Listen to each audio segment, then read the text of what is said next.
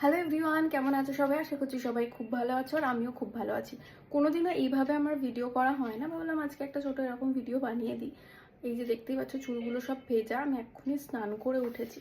তো আজকে খাবার মোটামুটি সব রেডি রয়েছে, মানে চিকেন আর ভাতটা রয়েছে, আর তার সঙ্গে ভাবলাম একটুখানি ডাল বানাই, যেটা ওই মূলো দিয়ে যে ডালটা হয় সেটা। তো চলো দেখাই তোমাদেরকে কিভাবে আমি ডালটা করছি। এই যে এখানে মুসুর ডালটা রয়েছে, এটা আমি ধুয়েই রেখেছি। আর এই যে মূলোটা আমি এবার কেটে নেব। একটু তেল দিয়ে নেব। এবার এই তেলটা গরম হলে এর মধ্যে গোটা জিরে আর শুকনো লঙ্কা ফোড়ন দিয়ে দেব। এবার এর মধ্যে দিয়ে দেব কেটে রাখা মূলোটা দিয়ে হালকা নাড়াচাড়া করে নেব।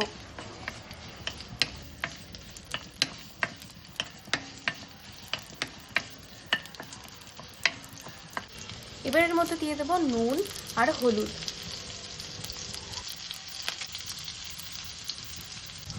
আবারও হালকা করে নাড়াচাড়া করে নিতে হবে, যাতে নুন হলুদটা ভালো করে মূলোর সাথে মিশে যায়।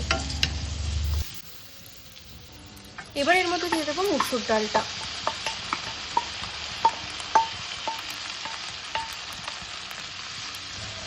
মুসুর ডালটা দিয়ে হালকা নাড়াচাড়া করে ঢাকা দিয়ে দেব।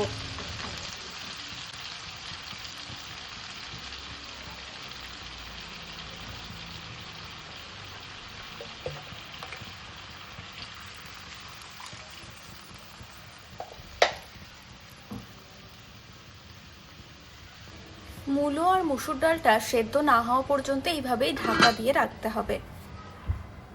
আমার এই মূলো ডালটা মোটামুটি রেডি হয়ে গেছে, আমি একবার খুলে দেখিয়ে নিই, তোমাদেরকেও দেখিয়ে দিই।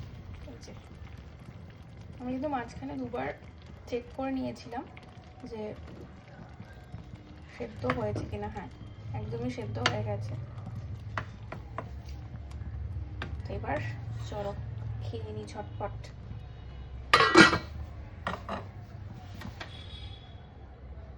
এই যে আমি খাবার একদম সাজিয়ে নিয়ে বসে পড়েছি। চিকেন আছে, ডাল আর টক দই।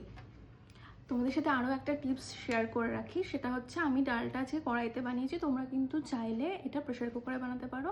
প্রেশার কুকারে কিন্তু অনেক তাড়াতাড়ি সেদ্ধ হয়ে যায়, তো প্রেশার কুকারে বানানো অনেক ইজি। প্রেশার কুকারে তোমরা এটা বানিয়ে নিতেই পারো।